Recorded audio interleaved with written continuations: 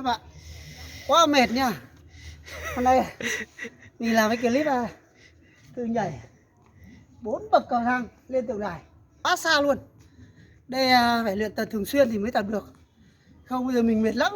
Các bạn thấy clip của mình hay và có ích, các bạn nhớ đừng quên đăng ký kênh và ủng hộ mình bằng cách nhấn nút đăng ký kênh và like, share. Cảm ơn các bạn rất nhiều. Hẹn gặp lại các bạn vào những video mới tiếp theo.